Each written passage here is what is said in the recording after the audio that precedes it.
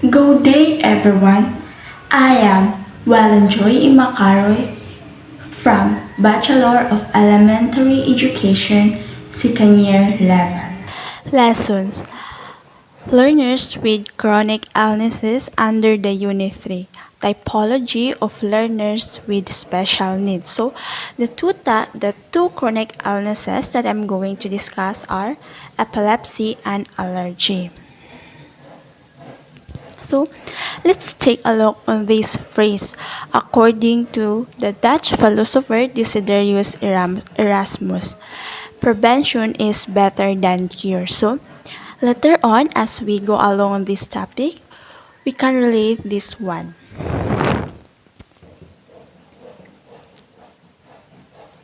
Now, what is epilepsy? So, epilepsy, it is a chronic non-communicable disease of the brain. So, characterized by recurrent seizures. So the question is, what is recurrent seizures? Recurrent seizures are the brief episodes of involuntary movement that may involve a part of the body partial or the entire body generalized. So, and epilepsy generally seizures fall into the two categories, and that is the generalized seizures and focal seizures. So, generalized seizures, all of the brain is affected. The person is unconscious. While the focal seizures, one area of the brain is affected. The person may have impaired consciousness or be fully aware. So those are the types of epilepsy. Again, generalized and focal. And now let's proceed to the signs and symptoms of epilepsy.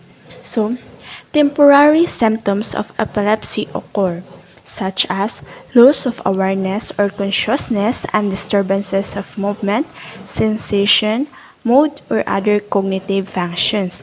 People with epilepsy tend to have more physical problems, such as fractures and bruising from injuries, and also high rates of psychological conditions, including the anxiety and depression. So, those are the signs and symptoms of a people with epilepsy.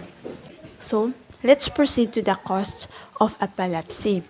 Epilepsy is not contagious. It can be caused by many different conditions. The following categories are structural, genetic, infectious, metabolic, and immune. So, these include the congenital abnormalities or genetic conditions with associated brain malformations, a stroke that restricts the amount of oxygen to the brain, and infections of the brain such as meningitis, encephalitis, or neurosis, certain genetic syndromes, and a brain tumor. So, the causes of epilepsy can be structural and genetic or infectious, metabolic, and immune. So those are the causes of epilepsy. Next is treatment. So treatment. Seizures can be controlled. People living with epilepsy could become seizure free because they appropriate use of anti-seizure medicines. So three-quarters of people with epilepsy may not receive the treatment they need. This is called the treatment gap. So there are two types of epilepsy detectors, and those are the documental etiology and electroencephalography. And now, let's move on to the prevention. So, how to prevent epilepsy? First, take medications as prescribed, since medicine is the most common way of preventing seizures. Second, get enough sleep. So, as much, as possible, you should sleep early at the evening because the recommended amount of sleep for adults is 7 to 8 hours. Third is limit alcohol. Since alcoholic beverages put adults with epilepsy at high risk of seizures, you must to consume limit know your limitations in consuming alcohol beverages. And next is strive to stop seizures. So along with medications, you can also confine yourself with therapies such as dietary therapy and seizure management practices. So those are the pre- preventions on how to prevent epilepsy. And next is the second chronic illness that I'm going to discuss is allergy. What is allergy? Allergy, one of the most common chronic diseases. It can be last long time or occurs often. So, allergy, the substances that cause allergic reactions are called allergens. Their immune system makes an antibody called immunoglobulin. So these antibodies respond to allergens, that is the symptoms that results are an allergic reaction. So generally allergy is a reactions of the body has a particular food or substances. So allergies are very common. Now let's move on to the types of allergies. First is drug allergy. So in drug allergy, the harmless substance drugs, or medicines. It is because the side effects of the properties of the medicines. It occurs only on a small number of people.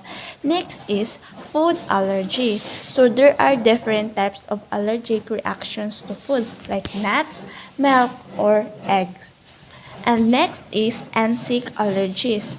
Bees, wasps, hornets, yellow jackets, and fire ants. These are the most common stinging insects that cause an allergic reaction. And now let's proceed to the latex allergy. A latex allergy is an allergic reaction to natural rubber latex, like for example, gloves or a balloons. And now is mold allergy. So since fungi grow in so many places, both indoors and outdoors, so these kinds of allergic reactions can occur year around. Next is pollen allergy. Pollen is one of the most common triggers of seasonal allergies. And lastly is pet allergy. So allergies to pets with fur are common. So those are the types of allergies. Next is symptoms of allergy. Allergy symptoms, which depend on the substance involved. The severity of symptoms during an allergy are very widely. These include the watery eyes, runny nose, sneezing, a rash or hives, trouble breathing, and swelling in your mouth or throat. A life-threatening reactions called anaphylaxis. These include the wheezing, chest tightness, and losing your breath, feeling faint, lightheaded, or blacking out. So these are the symptoms of allergy. Can affect your airways, sinuses, and nasal passages, and also skin and digestive system. It is because of the overreacts of the foreign substances that is called allergens. And now let's proceed to the causes. What are the causes of allergy? So common allergy triggers include airborne allergens such as pollen, certain foods, particularly peanuts, insect stings such as from a bee or a wasp, medications, particularly penicillin-based antibiotics, and lastly, latex or other substances you touch, which can cause allergic skin reactions. So those are the causes of allergies, and that is categorized into five airborne allergens, certain foods, and 16 medications, latex, or other substances.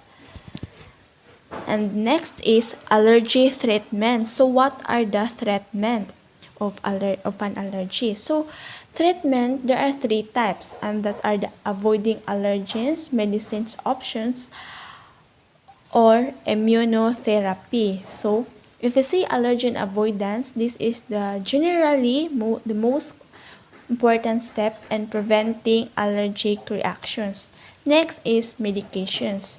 So since medicines can help to prevent allergy, medications can help reduce your immune system reactions and ease symptoms. Immunotherapy. So this treatment involves a series of injections of purified allergen extracts. And lastly, emergency epinephrine. So this can reduce symptoms until you get emergency treatment. So those are the treatment of allergy. And next is the prevention. So how to prevent allergy? First, take your medicines as prescribed. So since medicines can help preventing allergy, so you must take your medicines. Second, keep your epinephrine injectors with you at all times. So since this is the one of the emergency shots of how to prevent allergy. Since your areas that you have already treat your allergies, so you have to use this epinephrine shot. Second, keep a diary. So this may help you and your doctor find what causes or worsens your symptoms. So what you had what you had ate last time or this time. So keep a diary. Next is know what to do during an allergic reaction. So what are the things that you need to do when allergic reactions occur? And lastly, wear a medical alert bracelet or necklace. This can help you to find out what what are the allergy reactions on your body when you use a medical alert bracelet or a necklace. So that is my topic for today.